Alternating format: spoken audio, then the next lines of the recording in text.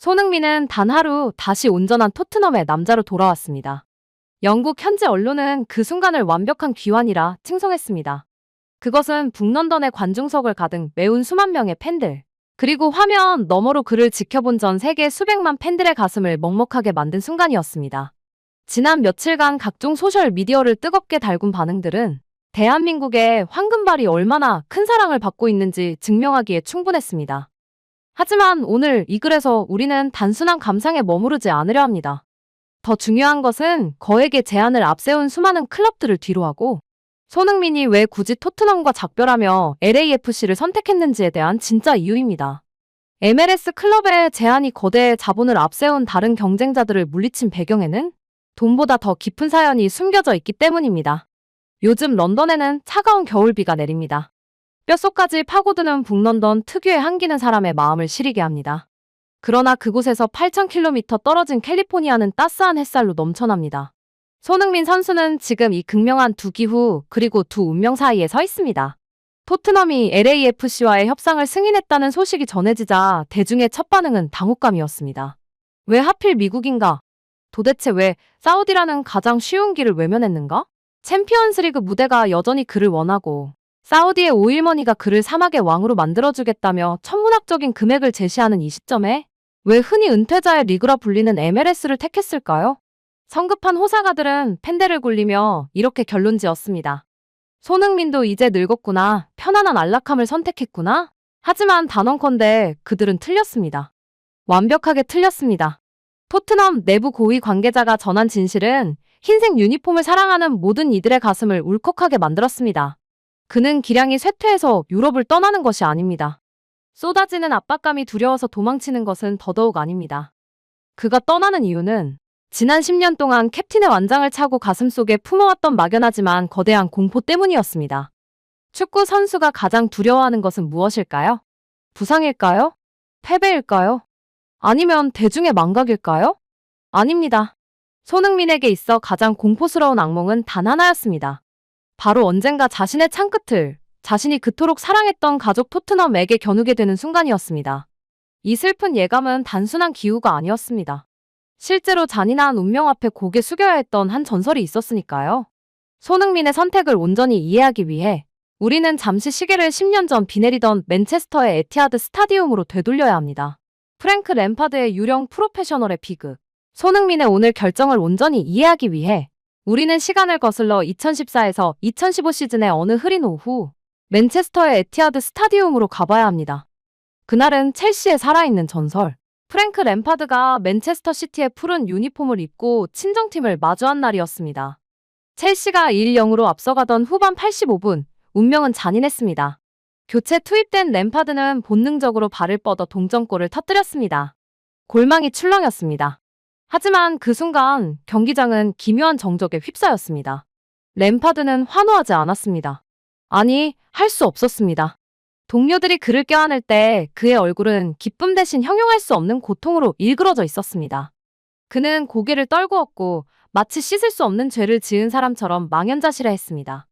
관중석의 첼시 팬들은 그에게 박수를 보냈지만 그것은 비극적인 박수였습니다. 그 여파는 경기장 밖까지 이어졌습니다. 당시 우간다에서는 한 첼시 팬이 이 장면을 지켜보던 중 갑작스러운 심장 이상으로 쓰러져 숨졌다는 보도까지 나왔습니다.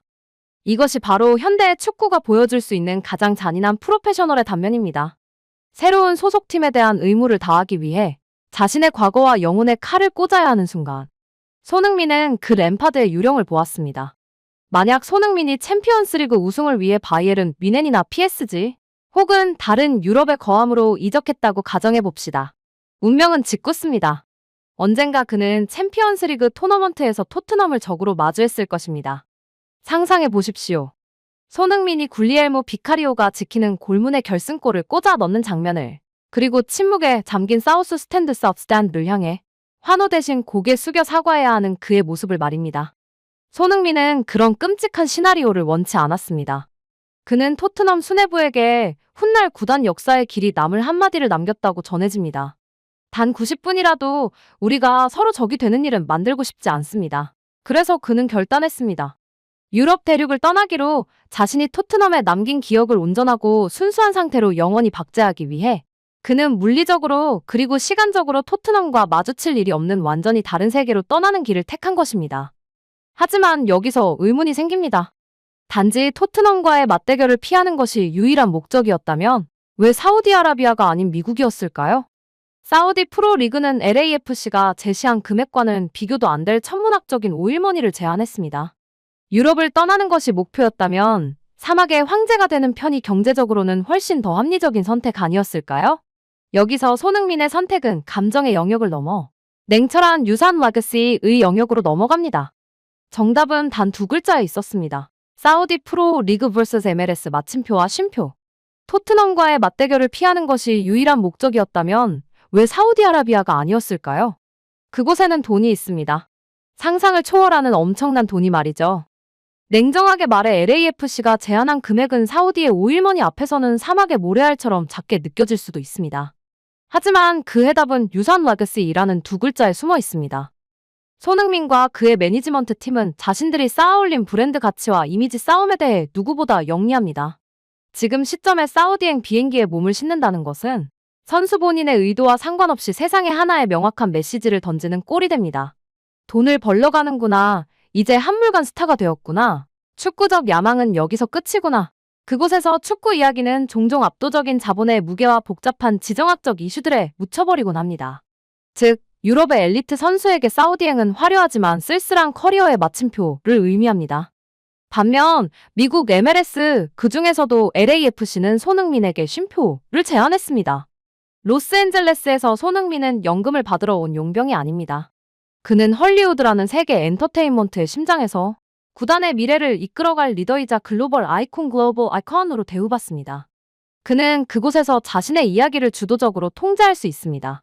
패션 브랜드 NOST를 런칭하고 아시아를 대표하는 문화적 상징으로서 새로운 시장을 개척하며 무엇보다 여전히 높은 수준의 경쟁력을 갖춘 선수로서 존중받을 수 있습니다.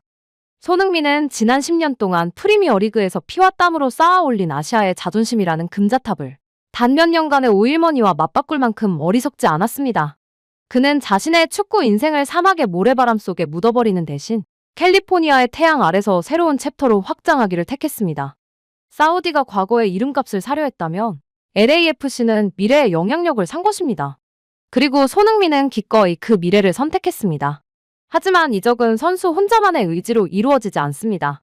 계약서에 최종 도장을 찍을 권한은 여전히 토트넘 호스퍼에게 있었습니다. 여기서 우리는 매우 흥미로운 지점에 도달하게 됩니다.